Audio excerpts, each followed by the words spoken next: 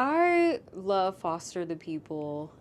They are one of the first kind of alternative bands that I got into when I was younger, which sounds funny, but I was obsessed with Torches and Supermodel growing up. I have to admit, I haven't heard a Foster the People album in a minute. I was happy to walk into this one. I will say, first listen, it did not catch me like that. I'm gonna be real with you. I only liked about 4 or 5 songs on my first initial listen, and this is why I do second listens. A second listen, I realize, lets me settle in so much better than if I make reviews for everything on my first listen. So, See You in the Afterlife, what an opener, first of all. And I gotta say, the album cover is fucking great. Like, what a beautiful album cover. It kind of a little bit reminded me of The Slow Rush by Tame Impala with the room aesthetic a little bit. But this song starts off with so much energy. It's so groovy. This is the kind of feeling that we need to start off the album, and I appreciated it. And I was crazy for not noticing how similar the song is to some of their older stuff.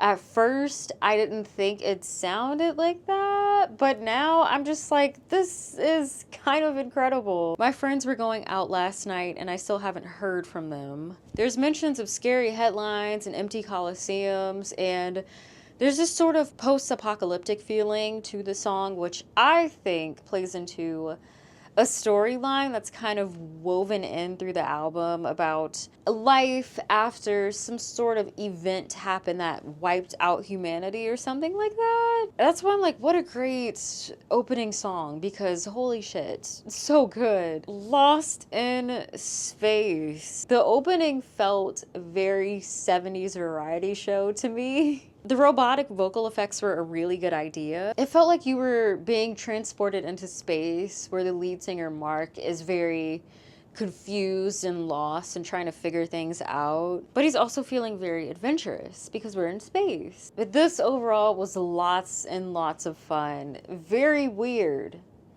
And I like weird. I like this kind of weird.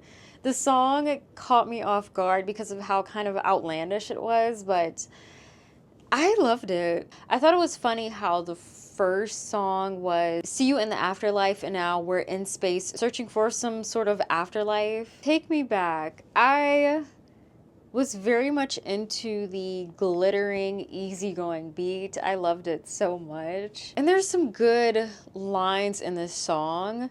Letting all my dreams take me downstream and bring me that much closer to the good times. Fall in love with yourself again like we did when we were children, which I almost screamed because I mentioned it in another video, but inner child, please take care of your inner child and make them happy, because that's so important. That's why this line almost made me scream. And it's really, especially because of the lyrics and because of lines like that just had me caught. Something about the timing felt a little bit off on Let Go to me. I still liked it though. It felt like it would be very nice for a good beach day. The things that we hold on to just keep us in our heads. Let go. Funnily enough.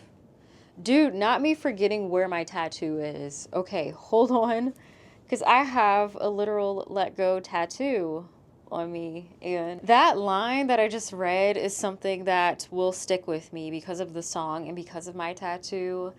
As an overthinker and someone who suffers from really bad anxiety, this song, as well as a lot of others on this album, really hit me on a personal level, so I fell in love with that aspect of the album, especially this song. But tracks like this one I appreciate a lot because it's a general life reminder to not hold on to things, and that is something that I need to hear very often. Oh, and that stunning cinematic build up gave me chills. It was so freaking just beautiful. I wrote down in my notes, kind of feels like what letting go would actually feel like if I knew that feeling. I thought that Feed Me carried on that cinematic feeling, but it almost felt like a sort of villainous version to Lost in Space. I think on my first listen, I said that this kind of reminded me of Prince. And it's interesting because I felt like this song was kind of from the perspective of like an internet virus of some sort. And then I wrote down, is this the internet nowadays in general? Because what is happening? I used to say that the internet was honestly my favorite place, but now I do feel that I am more running away from the internet. I like the internet for inspiration and escapism, but like a healthy amount of escapism, and also bonding, like this channel, bonding, sharing things, creativity, building community, but it also holds a lot of negativity nowadays. That's mainly why I deleted Instagram, and like I mentioned in my description, I don't keep up with every single artist that I'm going to be listening to in this challenge, because I'm doing my best to stay off social media as best as I can, because at times it can feel pretty negative, and that's what I think that the song was kind of going into. And I like the almost evil violins that were thrown in at the end of the song. That was really nice. Ooh, Paradise State of Mind. This one was my favorite song out of the entire album. Paradise lives in a state of mind. I love everything about this song. The guitars, the instrumental. Stop trying to work out why something feels good. Just let it all in. Overthinking. And that survival mode that we can go into sometimes. Just let's talk about it. Let's highlight it in this song. That this good thing isn't gonna last mentality is so scary to have. And that's why I'm glad it's kind of mentioned here. Because it's definitely not a good thing to be in that mindset all of the time. I wrote down in my notes too, as I was listening, my favorite in terms of lyrics keep changing as I listened to the album, which was very, very true. I was struggling to pick a favorite. Then the piano had me in my feelings. The piano was just amazing. To leave all the madness of my thoughts when all the words come rushing in, I need to be lifted up. I keep talking about spiritual things on this channel while I'm doing reviews, which is the funniest thing ever to me. But this is a great album to do that with, because unexpectedly, it's a very spiritual album. But a song like this will help me because it's gonna help mentally, and also it's gonna help my environment and the spaces that I create around me, because there's so much like positivity built into this song and throughout certain lines in this album that really fed me at a time where I really, really did need it. With that being said, the song almost did make me cry. Glitch Zig was so weird. It was so weird, but I was into it. I like the fact that they fully commit to the weirdness. The chorus was absolutely beautiful though. I thought it was chaotic, but worldly and oddly tasteful. If you are a Marvel Cinematic Universe fan, this is for you. I felt like Vision would be very much into this song. Do with that information what you will. And I say this as a Wanda stan. Holy Shangri-La felt really good, and it has some really good bass to it. I thought Mark did a really good job at moving between the deeper voice and then the falsetto. It seemed very much like we were holding on to hope to not fall deeply into the darkness. But the outro of the song was the absolute moment for me. It was the highlight. I don't have too many notes on Sometimes I Want to Be Bad. I did like the line, sometimes I want to be sad and let the loneliness come be my friend. Felt the slight transformative moment on the bridge was very refreshing though. Chasing Low Vibrations. Oh my god. I immediately added this to my favorites. I don't know what was going on with me on my first listen. I wrote down the word sleeper because this one kind of hit me just with everything that it had. I feel like this is the closest thing that we will get to Foster the People doing something sort of in the realm of Tame Impala. Tame Impala is top tier for me.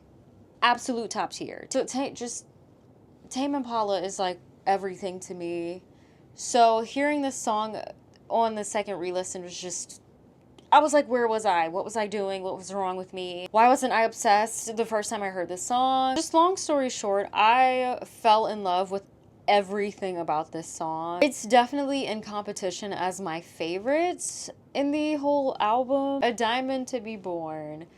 The vocal effects sound sort of somber, but the lyrics definitely weren't. I like how there wasn't much going on at the start, so you could really focus in on Mark's voice. So it made you really sit in the emotion. But the build-up was fucking incredible. It's very colorful and freeing. It's another sleeper for me. The drums were insane. It was like a diamond is born out of pressure, but also out of a lot of love. And it was a great closer, in my opinion. Overall, definitely slept on this album. I will be honest with you, I slept on it completely, entirely. I was not looking forward to re-listening to this. I'm gonna be completely honest. I was not at first because, like I was saying at the beginning of the video, I love Torches and Supermodel, and so I was looking for this to be on that same level. And when I didn't feel that way, I was like, man, I have to listen to this again because I want to take notes, and oh my God. I'm just like, girl, if you don't be quiet. It's gonna be up there. This album is going to be up there with those two other Foster the People albums because this is so good.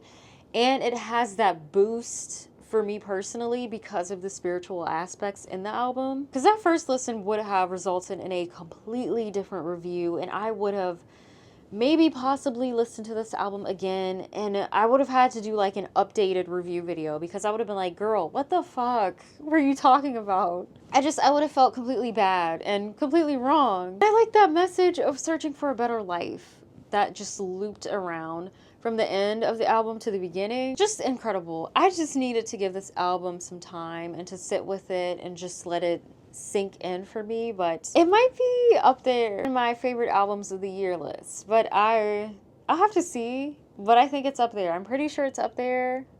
I think it's up there.